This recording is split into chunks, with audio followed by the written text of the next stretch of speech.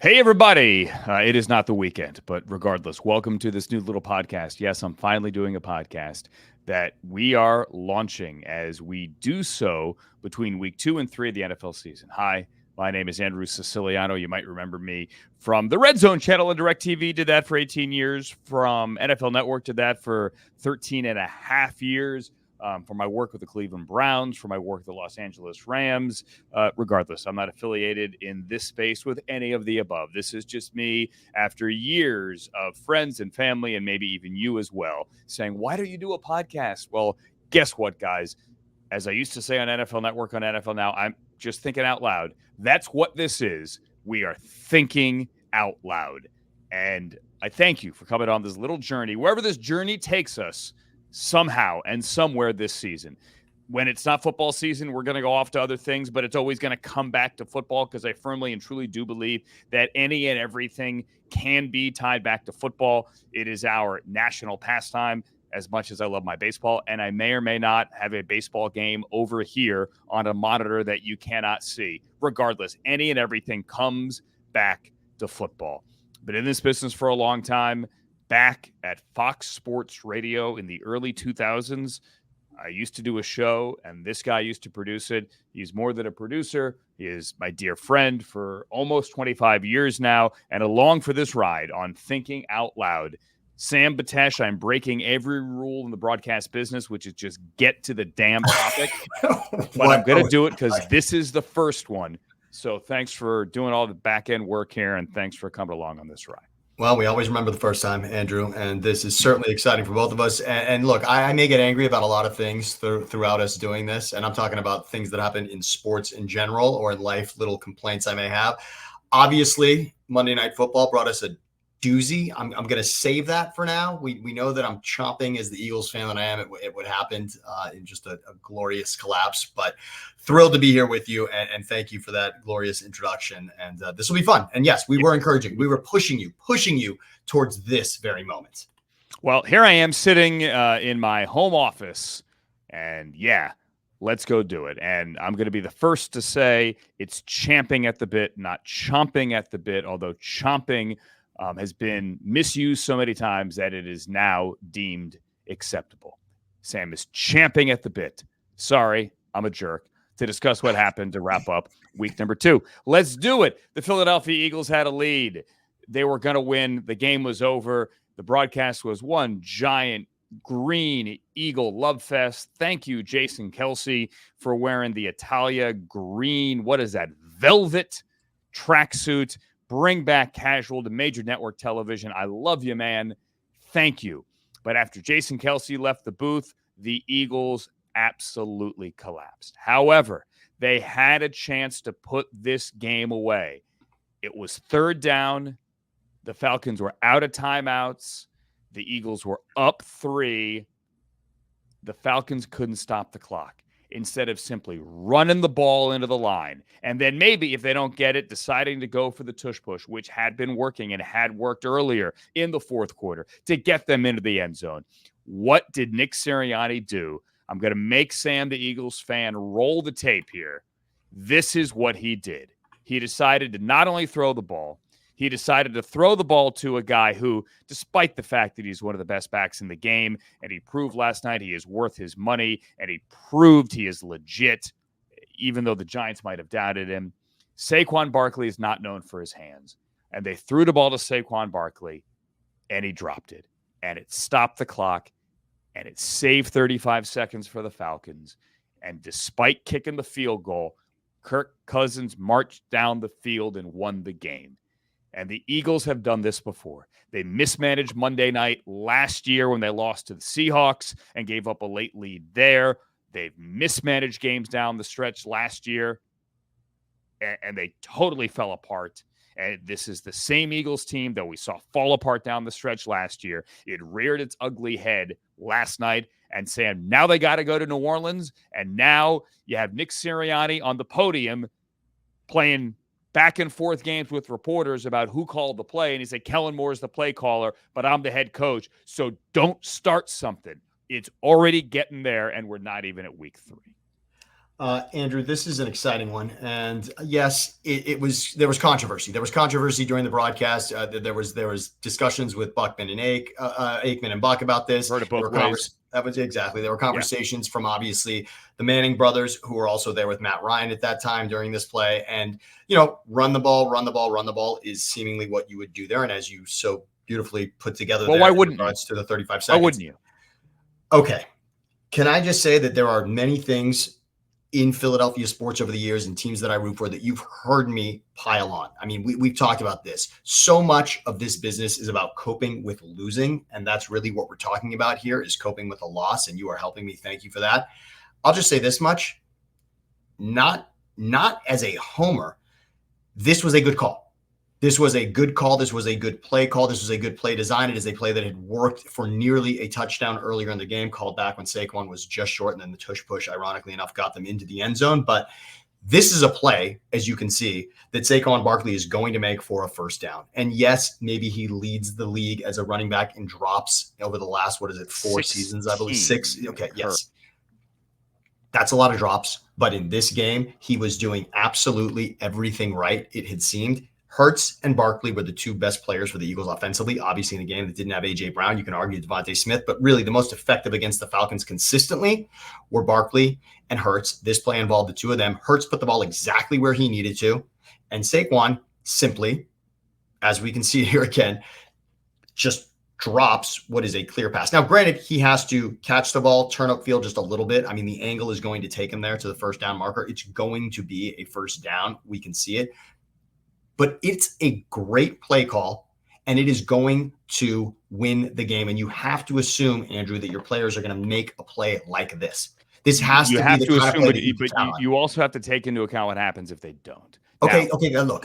Hold on. Brian Billick, my former colleague at NFL Network, who has forgotten more football than I will ever learn, used to use the answer on TV all the time. Hey, if it works, you're a genius. If it fails, you're a fool. Right? If it works, you're a genius. If it fails, you're an idiot. And if it worked in that case, we'd be praising Nick Sirianni. The problem is it did not work. And the problem also is there seemingly was a far easier and clearer path to pull this off. And that is you run on third down. They can't stop the clock. The clock keeps winding. And if you don't get the first down, then you have a decision to make. The chances of catastrophic failure if you run the ball on third down are minusculely small. Okay. Maybe you fumble. Worst case scenario, somebody shoots a gap, you get hit in the backfield, it's 4th and 5. You then kick the field goal, but at least the clock winds down 35 more seconds. If you run the ball and you get only 2 yards, then it's 4th and a yard or 4th and a couple of inches. You can go tush push if you want to, or you can still elect to kick the field goal. But if you throw and if it doesn't work, this happens.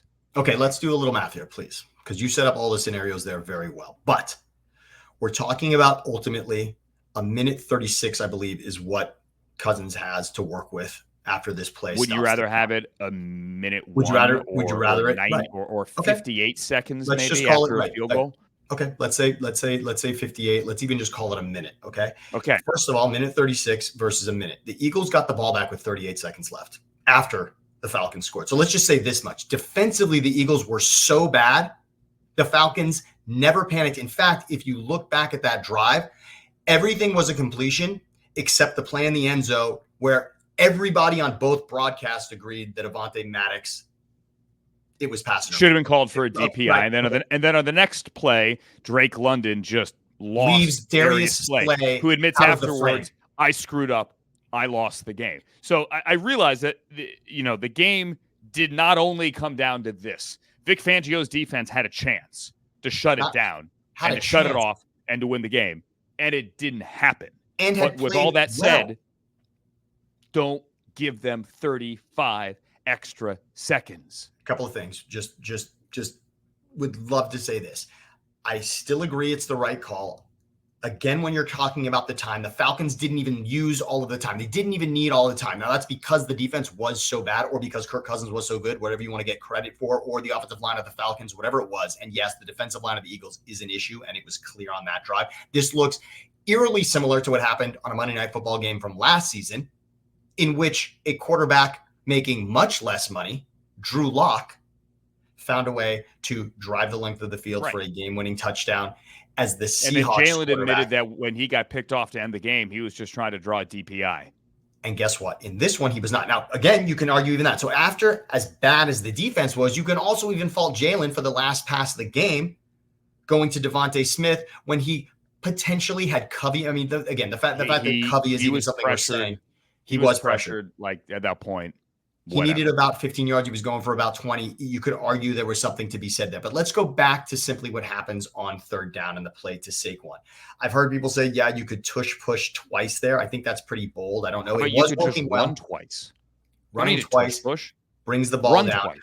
I would say with the way the defense was playing, the way the Falcons offense looked, which was inept for a lot of the game, both offenses were not impressive in any way last night. And of course, yes, the Eagles did not have A.J. Brown, but going up 6 against that team with that time, even with the 90 seconds, even if you had timeouts, I would say it did not feel like the Falcons were the kind of team in that scenario that were going to drive the length of the field. It didn't. There was nothing in the game that indicated that before that moment. So I think the 6 was the right call. I think the field goal was the right call. I know. And again, earlier in the game, first quarter, Eagles had been stopped on a fourth down, which at the time in a scoreless game, you could argue was really not a great call by Sirianni. They went for it on, I believe it was 4th and 4 and failed near the goal line. Mm-hmm. And again, the Falcons was pounded the table, take the points. I was one of the points, and I was with it early in that game. So maybe in the back of Sirianni's mind, he says, I'm not going for it on fourth down. And he knows that. If that's the best play they have all week, which we know it already worked earlier in the game for nearly a touchdown, if that's Kellen Moore's best play all week and you call it on third down, and by the way, and the defense absolutely participates the way they did in that play, because that unfolded exactly how you want it to. The Eagles offense wanted the play to look just like that. The design of the play is to create Saquon with that much space. I get it. It didn't work. They called their best play. It didn't work. And I still maintain that I'd rather have 2 plays on the ground in which the clock runs rather than 1 play through the air in which if it doesn't work, then you're toast. A couple things. Now they could have gone for it on fourth down again, but yes. Why? Well, why bother at that point? 2 plays on the ground with a running clock, to me, better than 1 play through the air stopping the clock. It's an aggressive coaching staff. It was only 3 yards. It's an aggressive coaching staff. It wasn't like it was 9 yards. Not it's like we got to throw. And frankly, the Giants were in a similar situation against the Commanders on Sunday, and on fourth down, they threw to Neighbors. Neighbors dropped the ball, and that's a game over win for the Giants if Neighbors catches a ball, which he's right there on the sideline to do, right there on the boundary. I was at the Browns-Jaguars game. Kevin Stefanski was in a similar situation here. What he did is he decided to throw the ball, but he told Deshaun Watson, at least he intimated as much on the podium after the game, that, hey, if it's not there, slide, take a sack. Deshaun didn't do that, tried to hit Cedric Tillman downfield. Ball almost got fumbled. Anyway, long story short, Stefanski joked that, he was pretty angry afterwards, but hey, we won. Deshaun got a game ball. We move on. So I get it. You take the risk. You try to win the game right there. For the Browns, it was 3rd and medium. For the Eagles, it was 3rd and short. And let's wrap this because we're taking an hour on it. But we go back to what Brian Billick said. If it works, you're a genius. If it fails, you're a fool or you're an idiot or whatever. At this point, I don't think Nick Sirianni is either, but it didn't work, and I would still rather take 2 tries on the ground with a running clock than 1. All right, now the Eagles get the Saints. Okay, that game is coming up in New Orleans this week. New Orleans is 2-0. Hats off to them. They are a revelation. The New Orleans Saints are going to win the Super Bowl. I said that. Yeah, I know. Now we have it on the screen. Saints off to a historic offensive start. They're going to win the Super Bowl. Why are they going to win the Super Bowl? I don't know that they are, honestly, but history tells you, and it's a very small sample size, that they're going to win the Super Bowl. This is from my buddy Blake Wire. He works at NFL Network, one of their fantastic researchers. He also worked the Olympics for NBC when I was there in Stanford doing the Paris Games and doing Gold Zone. Blake's awesome. Okay, this is what Blake put on Twitter. Most points scored since the merger, 1970. It's on the screen if you're watching the video version of this. Most points scored in their first 2 games, any team. The 1971 Dallas Cowboys scored 91 points, won the Super Bowl. The 2009 New Orleans Saints scored 93 points, won the Super Bowl. These New Orleans Saints have scored 91 points, matching the 71 Cowboys. The only two teams to score this many points through 2 games of any NFL season since the merger have won the Super Bowl. So mark it down. Derek Carr in his own building, Super Bowl champion. I'm not ready to say that, but I am ready to say this. The Saints are part of a new trend. We say it's a passing league. Is it really a passing league? I think it is. But the numbers the first 2 weeks might tell you otherwise. Week 1, we saw the passing numbers down, the rushing numbers up. Week 2, it's kind of the same, but it's more than just that. Through the first 2 weeks of last year, there were 15 quarterbacks that threw for 300 yards in a game.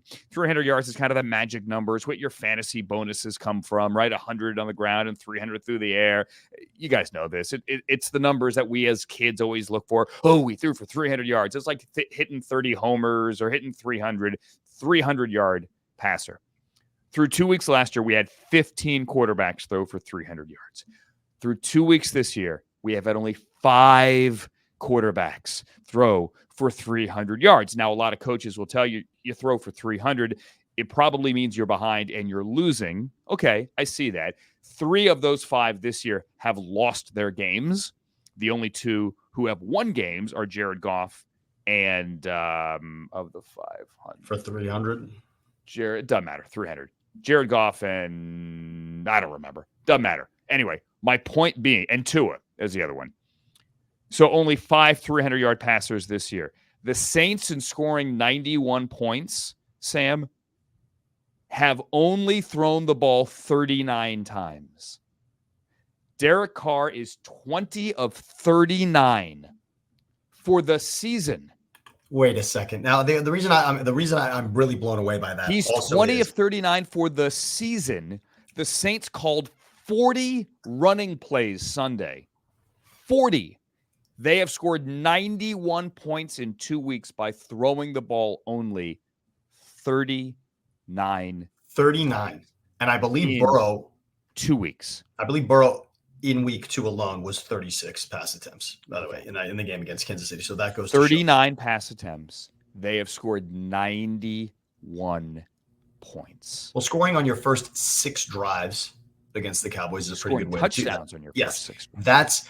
That's disgusting. I mean, again, for anyone in Dallas or rooting for anyone in Dallas, that is a disgusting statistic defensively. I mean, really just awful. Now, is it a running league again? I mean, I think it's fun to say that through 2 weeks. I do think you can certainly get there. And Alvin Kamara loves to hear that. And this looked every bit of Alvin Kamara on Christmas 3 seasons ago when he rushed for 6 touchdowns. And again, the 4 was pretty nice there. But to say it's that trend, really, I suppose that could very well be. But how much of this game, Andrew, had to do with what the Cowboys were not doing defensively and what the Saints were doing offensively? Because, again, week 1, it was so difficult to decipher what the Saints had done because of who the opponent was. Okay, well, now they've done it 2 weeks in a row. Now it's 2 in a row. And now they've done it 2 weeks in a row. You could argue, I mean, as far as wins this season from an NFC team, the 2 most impressive would have to be New Orleans at Dallas and Tampa at Detroit. I'd say those look like the 2 biggest and most impressive wins so far in the NFC. So you got to count that one. That is very real. What they did that first half, that was just pure magic, what the Saints have here. And again, did anyone see this coming from the NFC South? I don't think so. Not like this. The Saints have rushed the ball 76 times. So 36 week 1, 40 week 2. The Steelers are the only team with more rushing attempts. They too are 2-0. They've rushed the ball 77 times. Then it's the Patriots, the Eagles, the Packers, and then you get the Los Angeles Chargers of Los Angeles. They have run the ball 71 times. Now, let's get to them. Sam and I have done a bunch of shows during the summer that may or may not actually get posted online. So we're just going to refer to those shows. Imagine as if they are the lost episodes. Okay? The lost episodes. I, for example, was once on the game show The Weakest Link. It aired. It was like on the television and everything in early 2002. It's a lost episode. There is no tape existing of it out there in the ether or the YouTubes or wherever. So if you, for example, have that lost episode, I would pay good American money for it, like at least $5. There are also lost episodes of this podcast thinking out loud. And in one of those lost episodes, Sam Betesh pounded the table for the LA Chargers. I said, I'm not convinced. I've seen them in person this year. I just don't think they have a lot of talent. I don't. But Jim Harbaugh is going to run out there 8 offensive linemen and pound the ball and run it 71 times in 2 games. Now, much like you can't take much from the Saints week 1 win over Carolina, you can only take so much from the Chargers week 2 win over Carolina. But it is a win, and it counts. And while I don't think the Chargers, I don't think this is sustainable, and we'll find out a lot this week on the road in Pittsburgh, where it does look like it's going to be Justin Fields. Sam, a tip of the cap to you. Used to do Colin's show where Sam was right through 2 weeks. You're right on the Chargers.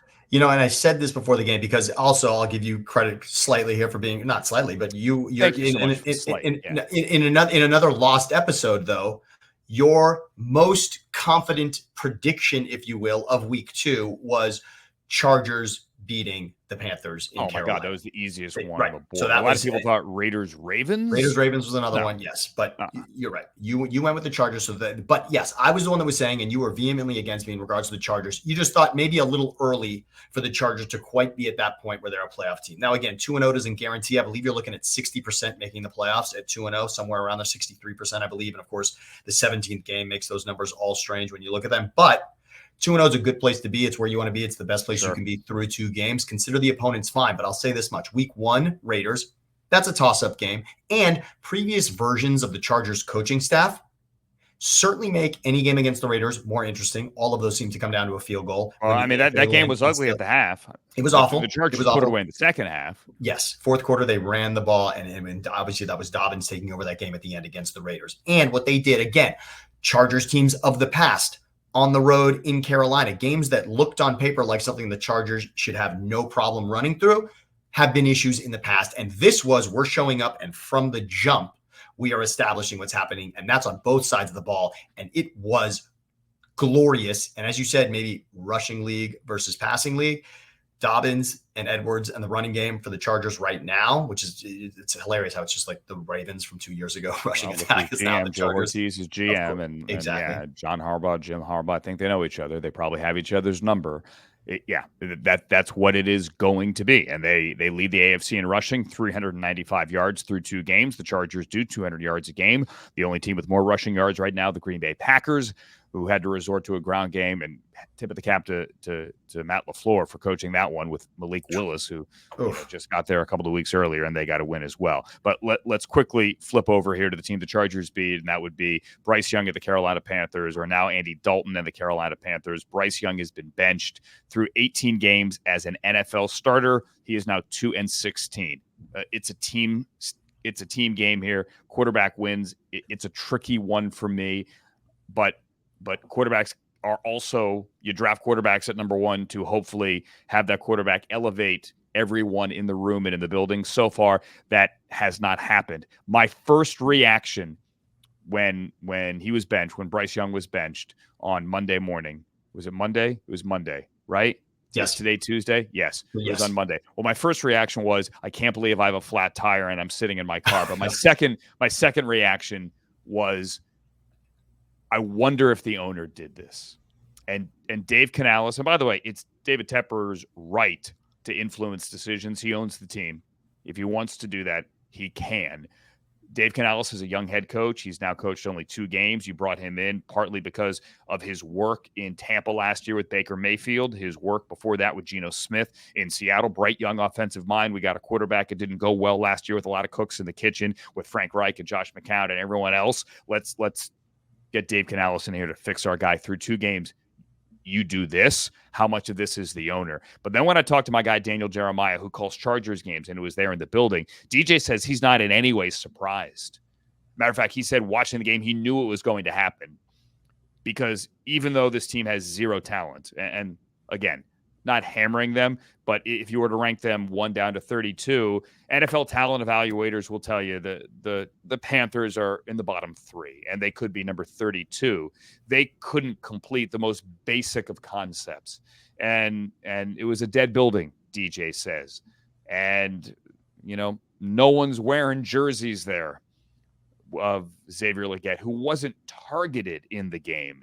or Chuba Hubbard or Bryce Young, maybe some Bryce Young jerseys. It just had that feeling that something had to change already through 2 weeks. And you have to wonder aloud, when is Bryce Young ever back on the field? Because I think Andy Dalton's going to play reasonably well. Now, again, only so many guys to throw to, but the Panthers-Raiders game this week in Vegas is now imminently more watchable.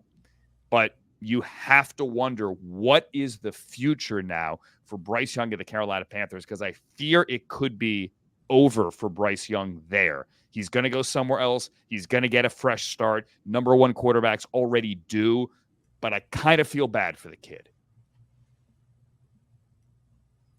Andrew, there's a great article, CBS Sports, from a buddy of mine, Will Brinson, and everyone should check it out. And Will is there close to the team in Carolina. But what he says in his article is really interesting. And if you are rooting for Bryce Young, this is tough to read. But the 2021 Heisman Trophy winner didn't diagnose a third down blitz from the Chargers on the Panthers' second series, bounced out of the pocket and held the ball until he was unnecessarily sacked by the sideline. That right there just says, ouch. And it was brilliantly written by Will in that way. And he highlights a number of plays in which Bryce Young clearly looked confused on the field. The second season obviously is supposed to be, for many quarterbacks, is that sort of breakthrough season where all of a sudden there's sort of the light, right? The switch turns on is a lot of what you'll hear. And for Bryce Young through 2 games, yeah, this is ugly. And it's not, again, this is not a team that has Super Bowl aspirations for this season, but it's as bad as you can be. That's as bad as you can be. And because it happened at home that way, this is an ugly story for Bryce Young so far. And he was technically the worst quarterback last season from a completion percentage, I believe was the number that he was dead last in last season. And now to start this way, 10 points for the offense on the season, that is awful. I mean, look, if 2-0 is as good as you can be, yes, 0-2 is obviously the worst, but this is not just 0-2 for the Panthers. This looks like nothing at all is happening.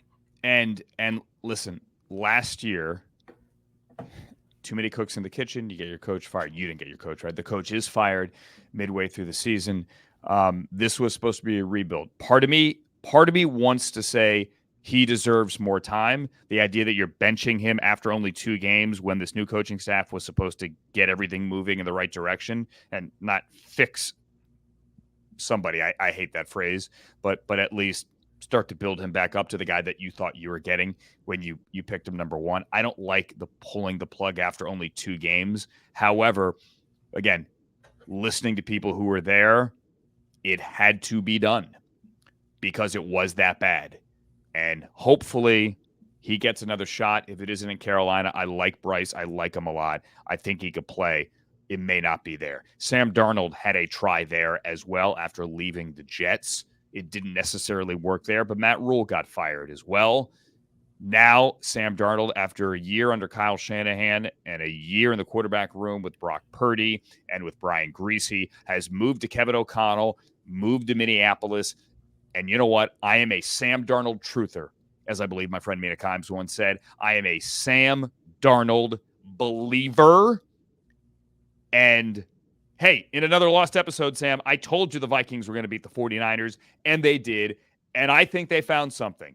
I think this stop is the right stop. And I think Sam Darnold, if they want to turn the keys back to J.J. McCarthy next year, Sam Darnold's going to go somewhere. He's going to get himself a nice contract. He can play this league. He can legitimately play, and I think he could be a winning quarterback. Also, I wonder, through 2 games here, is there anyone in Minnesota going, well, if we knew Sam was going to play this well, would we have made the move up and taken J.J. McCarthy? Now, McCarthy looked pretty good in the preseason. I know it's only the preseason. He had that swag. You saw the Justin Jefferson excitement when he was getting interviewed on the sideline on the Vikings preseason TV broadcast. Like, there's something there. J.J. McCarthy, I think a lot of us, again, only preseason, step back and watch that performance and went, okay, maybe we were wrong. J.J. can play. But if you knew Sam Darnold was going to play like this, are you doing something else in the first round? This is, as we call the show, just thinking out loud. Just thinking out loud on this one, Sam. There's no way. There's no way that anyone had the confidence in Minnesota that Sam Darnold was going to be the guy this season. And this is what I love about week 2. 2-0 feels like 10-0 for a moment, right? 2-0 Sure. That's is a good point. we have a Super Bowl season, right? 2-0 feels because you can't be any better than that. But then when you go back and look, it's a 2-game sample size. That's what we'll be saying later in the season, right? Later in the season, we'll say, as a 2-game sample size, no big deal. But right now, it's 100%. So 2-0 looks like that. And I said earlier, maybe the most impressive win by an NFC team so far this season could have been the in Detroit win by Tampa, or the in Dallas win by New Orleans. But of course, you'd really have to say that, yes, they were at home, but the San Francisco win, no matter what, beating the Niners at this point in the NFC is a remarkably impressive win. Except the Vikings have now beaten them twice in a row, 2 years in a row at home. Yeah. Exactly. It's happened. And again, you called it because you were saying last season there was something there defensively for Minnesota, what they were able to do to Brock Purdy. And it happened again. San Francisco did not look all there offensively. And yes, Debo got a little dinged up, etc. They obviously don't have McCaffrey going into that game. But Sam Darnold looked this good. I just want to say, you're a Sam Darnold truther, and I love that. And yes, in the last episode, you nailed this game, but Darnold looked exactly this good for Carolina 3 seasons ago. It was this special, and I can't remember. It was either 3-0 or 4-0, but Carolina under Matt Rule, undefeated with Matt Rule and Sam Darnold. They were undefeated with Sam Darnold early in the season with Matt Rule, and then it very much became a Panther season. It did not go anywhere. However, let's say this much. Justin Jefferson makes this a much different conversation. Of course he does. Justin Jefferson. I'm not going to ding Sam Darnold and say, oh, well, if you didn't have Justin Jefferson, you wouldn't be this good. No. It's like saying, well, if you take away that guy's 36-yard run, his average wasn't any good. That's not how it works. I hate that. For 36 yards. Exactly. Aaron Rodgers has what, right? Aaron Rodgers has one champ. If you take away his one championship, if you take away Cam Newton's MVP season, if you take, I can't stand those arguments for sure. I'm not taking away. What I'm saying is actually Sam Darnold has a smile on the face of Justin Jefferson, and that has not always been the case. We know that Justin Jefferson was different last season without Kirk Cousins, and he was still special, Jefferson. But Jefferson looks right now like this is going to be a special season for him with Darnold. To answer your question, I can only say if the Falcons drafted Michael Penix, this makes sense for Minnesota. I mean, in this league, you'd rather be more prepared than not at that position. Ask the Giants if they'd rather be. So that's just what it is. And I just want to remind everyone that, yes, Darnold was this guy with Carolina, and it didn't quite happen. This feels like a better unit, perhaps a more stable coaching staff. But I'm only going to say I'm not quite there yet, even though this is an impressive win. This is a hang your hat on it win to get to 2-0 no matter what. All right, so the 49ers now, as you mentioned, lose Christian McCaffrey. They lose Deebo Samuel. He's going to be out a couple of weeks as well. Time for Brandon Ayuk to step up, and time for the 49ers to head back to California. They are here in Los Angeles where we sit today. Sam, at least they will be on Sunday to face the Rams at SoFi Stadium. Rams come in at 0-2. They forced the Lions into overtime week 1, got banged up, and lost in OT, partly because they lost the coin toss. And then they go to Arizona last week and get steamrolled. I don't think anyone saw this coming. Marvin Harrison Jr. was fantastic. They couldn't stop Kyler and the Cardinals. Kyler looks like an MVP. But the story here for me is the Rams' issues. And I'll say this now, and I won't linger on it too much, but I've never, ever, ever seen injury issues like what the Rams have. They came into week 1 with an injured right tackle, Rob Havenstein, who's now back, and a suspended left tackle, Alaric Jackson, who does come back this week in week number 3. They then lost 3 offensive linemen during week 1 and then lost another one in week 2. Plus, Puka Nacua and Cooper Kupp out multiple weeks and going on injured reserve. So not only your 2 best wide receivers and 2 of the best wide receivers in all of football, hands down, 2 top 10 wide receivers in football, but you lose your entire offensive line. Now, you get both tackles back this week, but the interior of your O-line is a disaster, and your number 1 backup tackle, swing tackle, Joe Noteboom, who can also play inside and would be playing inside with these injuries right now, is also injured. I simply have never seen anything like this. In the secondary, throw in John Johnson III, JJ3. He is out 4 to 6 weeks with a broken bone in his leg. I mean, the season's not over. Sean McVay and Matthew Stafford are too good at their jobs to say the season is over. I'm just saying I've never, ever seen anything like this. Moving on from the Rams to the Buccaneers, they are 2-0, and I want to say round of applause to them in, as you said, Sam, an NFC South that I don't know that anyone saw coming as, again, pump the brakes, but as this good this early. We'll see what happens in December and potentially in January. People are going to look at the score and go, "Oh, Baker and the Bucs took it to the Lions." No, Detroit outgained them by a couple of hundred yards, really. And the Lions kind of sort of blew it. And Dan Campbell took responsibility. They had 17 men on the field on a field goal try. Well, a snap to clock it and to stop the clock at the end of the second quarter, because they already had the special teams unit running out before the offense lined up to clock it. Dan Campbell sounded like he was going to cry, honestly. I'm not being facetious. Took the blame after the game. But hats off to the Bucs, because they went up there and they beat the Lions in their own building, and that is right now the loudest building in the NFL.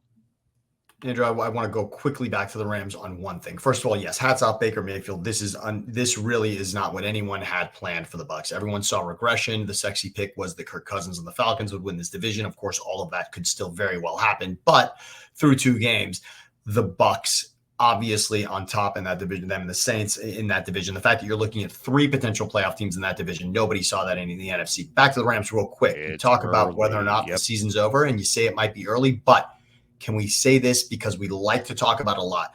Conference wins versus out of conference wins and how that matters in regards to making the playoff, tie breaks, etc. Rams to be 0-3 with 3 NFC losses, 2 in division. Now that is going to be. They're not 0-3 yet. They are not. And all I'm saying is the San Francisco, it feels like, again, nothing is a must win, because if your season doesn't end after that, it's not a must win. So clearly not must win. 0-3, anything is possible. But it feels like this Niners game, this moment for the Rams, is the opportunity for it not to be just at least a panic. That's what it feels like right now. That 0-2 for the Rams. I can guarantee you there is no panic in that building. Feels like a big deal. Panic's the wrong word. But 0-3 feels like a big deal. And I'll go back to a point I made in another lost episode. The game against Detroit was a win. The game in Detroit was a win. It was right there. Sure, more so even than the Eagles. More so even than the Eagles on the play with Saquon. The Rams had an opportunity, a dropped Durant interception in his hands from Goff. Kyron Williams running out of bounds when the Lions were down to 1 timeout was inexcusable, and Goff misses Kupp wide open for a 3rd down that seals the game. There were 3 plays at the end of that game. They walk away 2017 winners. Yeah, Stafford, not Goff. Apologies. No. Well, yes, you're right. I said Stafford missed Kupp. Yes, not Goff. It was Goff on the interception that Durant dropped. But that is the difference right now in the season. Of course, the Arizona loss, when you look at the score, is shocking. They could have lost that game. It's on the road, etc. But the Detroit game was there, 20-17. That needed to be a win. That was an opportunity. And it's just a shame because that changes the tone of the entire season. Yeah, I guess. The injuries are the story there. Unfortunately, the injuries are the story. Period. I mean, all the pieces are in pieces. Period. They can still find a way to win, and I actually think they have a decent shot against the 49ers coming up. As for the Chiefs, it's a ho-hum 2-0, but I say ho-hum because I expect them to be 2-0. But what stands out to me about the Chiefs, don't complain about the pass interference call. It was the right call, Bengals fans. It was clearly pass interference, period, full stop. I know you think, oh, they always get the calls. Maybe, but that was the right call. No other way around it. It was the right call. It was pass interference. What stands out is that if you want to look at future tiebreakers, and I do want to look at future tiebreakers already, the point you made about the Rams going 0-2 in conference and potentially 0-3 if they lose to the 49ers, that applies to the Chiefs. They have now wins against the Ravens and wins against the Bengals. Now, those 2 teams are collectively 0-4, but those are potential head-to-head tiebreakers in December and in January, and those are vital. So not only did Kansas City start undefeated, they've got a road game this week, and not an easy one. They start undefeated with 2 wins against conference foes that they likely have to face in January. The Chiefs this week are on the road in Atlanta. Yeah, what? one on the 4th and 16, which again, 4th and 16, tough to bail a team out on 4th and 16. I won't call it a bailout. I think you're right. It wasn't a penalty. bailout. It was pass interference. What is and how much is there a fine line for a defender making an attempt on a ball? So in other words, that both players have an opportunity to catch the ball and going for it. Now, bumping the receiver running through your first, back before the ball gets there isn't me just trying to get the ball. So put that to bed. We all talk about impressive wins. I think you're right. The most impressive 2 games to start the season, the most impressive 2-0, and it's not talked about because it's not surprising. New Orleans and Tampa there's so much more on the wow 2-0 Saints, 2-0 Bucks, but Baltimore and Cincinnati to start a season is that's a good way to go for when you're expecting maybe a hangover or a team that hasn't been all that impressive in the regular season, even though they won the Super Bowl 2 years in a row. That's one to just hold on to, that the Chiefs are 2-0, and you can't be better than that. And those are 2 absolutely ridiculous wins. And finally, let's close with the Steelers. So we'll pull the curtain back on what goes on in the NFL Network newsroom. This isn't some big secret. I've talked about this, but Mike Tomlin speaks at noon Eastern every Tuesday. He is the only head coach that speaks on Tuesdays. All the other NFL head coaches speak Monday, the day after, assuming they play Sunday, and they speak Wednesday, and then everyone speaks Friday. So Monday, Wednesday, Friday. No head coach speaks Tuesday, except Mike Tomlin. So, because he's the only coach speaking, and because in our NFL Network newsroom for years, you're monitoring the news coming in, we all listen to Mike Tomlin at our desks at 9 Pacific. And we also all love Mike Tomlin because he comes up with some unique ways of describing injuries and play styles and play calling. He always likes to say, we'll let his participation be our guide. That is his way of saying, if the guy practices this week back from an injury, maybe he'll play on Sunday, ask me Friday. We'll let his participation be our guide. We used to, in the NFL Network newsroom, sit there with a stopwatch and try to guess how long his opening statement will be. Usually over-under is around 8.5 minutes. There were times where he has in years past pushed it to 12 minutes. That said, everyone today, Sam, as we tape this on a Tuesday afternoon, waiting with bated breath as to Tomlin's quarterback decision. Justin Fields 2-0. Hasn't exactly lit it up, although he's had some big plays called back thanks to a penalty, especially this past week in Denver. Mike Tomlin is sticking with the plan, and that is Russell's not ready to go. It's going to be Justin Fields. But I want to caution everyone, if you think Mike Tomlin at 2-0 or 3-0, if they were to beat the Chargers this week, is simply going to come out next week and declare Russell is healthy, he is our starting quarterback, just because he is listed on the paper depth chart that we're required to publish every week, you're out of your mind, because it isn't going to happen. If he makes a switch to Russell Wilson, you're going to find out about it either Saturday night when one of the insiders breaks it, Sunday morning, same thing, or at 1 o'clock when they run the offense out there for the opening possession. And I think you need to start to accept the fact that both of these quarterbacks will not only play this season, there will likely be multiple games where they play in the same game.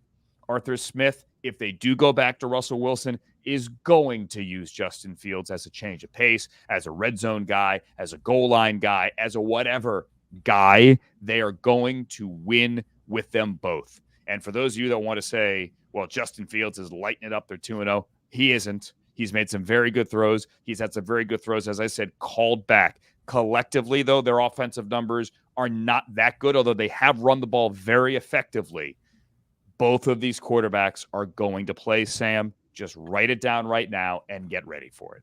You know what's interesting here, Andrew, is everyone expected Russell Wilson to start the season. And again, Tomlin had made it clear that that was his starter until he was not healthy enough to play, and then Fields gets on it. Wouldn't it be interesting if Russell, at this point, when the Steelers' offense does sputter, you could even say it's sputtering at 2-0, but when the offense gets to a point where Russell's got to be in there, and you said it, he will be there at some point, wouldn't it be interesting to see this version of Russell Wilson coming in to rescue an offense and rescue a team, as opposed to what we've seen over the course of the seasons in Denver, where he was there as a savior for the offense to start the season, and it never happened. For him now to be this guy reminds me a little bit of, Andrew, Peyton Manning coming in at the end for Brock Osweiler. Now, Now, remember this doesn't then, feel Peyton started, got hurt, yes. Brock came in, and then Peyton came And then back. Peyton to took save over the day. and Yes. leads them to a Super Bowl.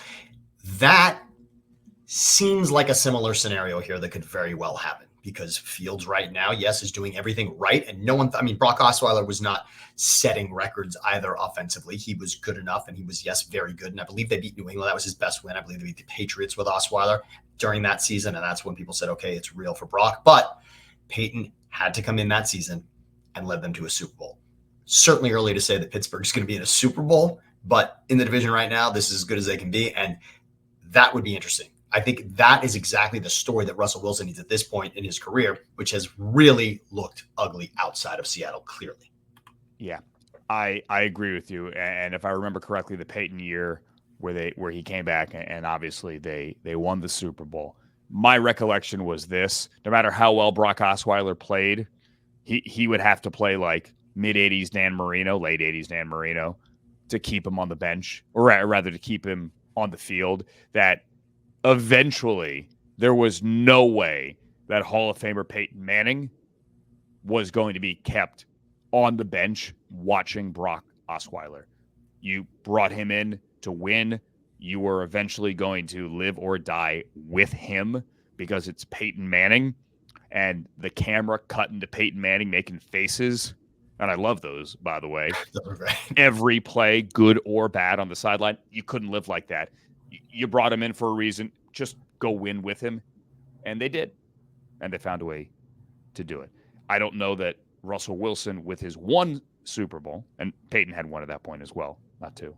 I don't know if he's in that same position.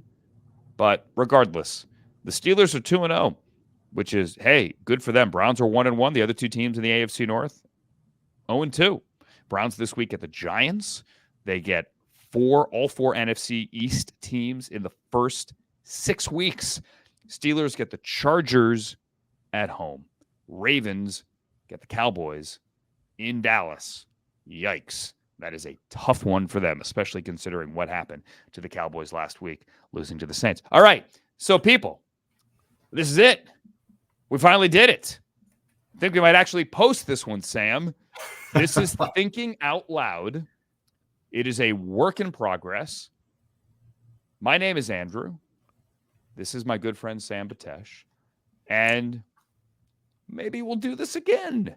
Maybe we'll do it a little bit later in the week. This is just me on my own doing something. And yeah, hope you like it. So subscribe to it. Like it. I don't know. Send it to your friends. Maybe we'll do it again. We will. Until then, see you, friends. For Sam, I'm Andrew.